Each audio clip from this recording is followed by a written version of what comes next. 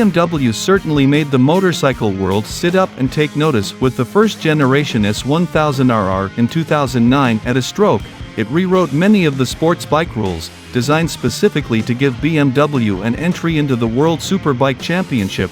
It failed to garner any significant success. But BMW is committed, and its next weapon is the M1000RR, the first motorcycle to wear the famous BMW M badge. And this is 10 reasons why the BMW M1000RR is the ultimate superbike.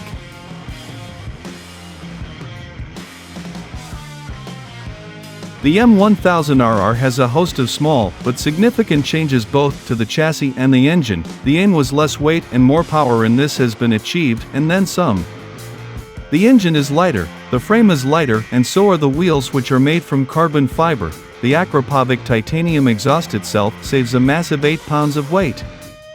The engine produces a claimed 205 horsepower. Independent dyno tests have a rear wheel output of 160 horsepower and revs 500 RPM higher than the S1000RR's unit. However, the whole M1000RR has been designed to have power and performance unlocked with race spec tuning changes.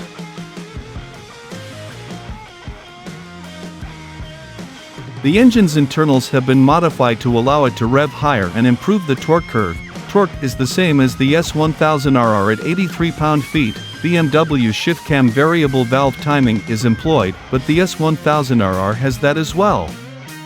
What it doesn't have are the M lightweight Pankl connecting rods, lower friction Mahle pistons, higher compression ratio, and a host of lightened parts, such as the valve actuating fingers.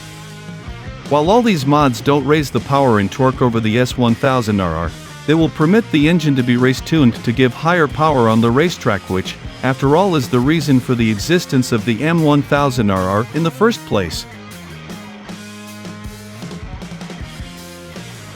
The engine of the M1000RR is a stressed member of the chassis, adding stiffness and reducing weight at the same time due to the loss of some chassis tubes. The rake of the front fork has been extended and the wheelbase is slightly longer. Weight distribution has also altered, with 52.1% of the 423 pound weight carried on the front wheel, compared to 53.8% on the S1000RR. Overall chassis dimensions of the M are smaller. It is narrower and lighter than the S1000RR's chassis, improving ergonomics and helping to reduce squat on acceleration and dive under braking.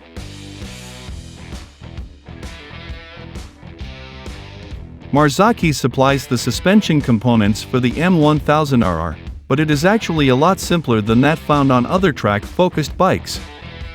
Often modern fork systems have dozens of clicks to adjust rebound and damping and compression, but the forks on the M1000RR have only 10 clicks for each adjustment, while the rear shock has a 7-position preload adjustment. Having said that, you'll need to be on your A game to feel the difference between one click either way on the compression setting or any setting for that matter.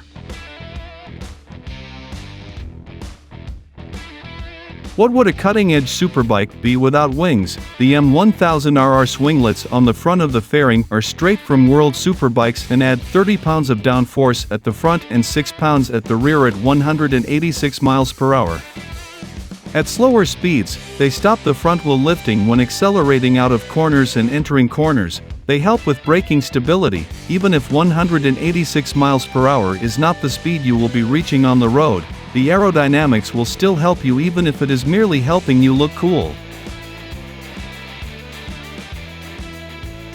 The calipers are branded with the BMW M logo but are actually made by Nissan. The initial bite is aggressive, but after that they feel a little wooden, which won't be a problem for those who aren't World Superbike or MotoGP riders, or those who aren't intending to head to the track. In the real world, the brakes are more than powerful enough for any situation, and BMW specifies 2 different pad compounds, one for track riding and one for street riding.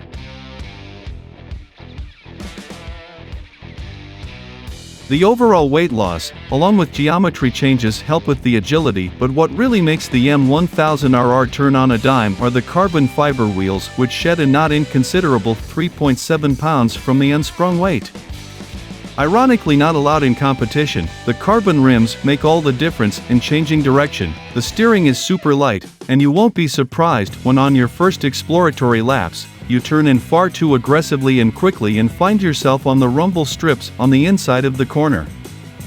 You soon learn that minimal inputs are needed to change direction. For even more adjustability, the swing arm pivot point can be altered slightly, and while most of us won't notice the difference, the truly gifted will be able to tweak the handling to their heart's desire.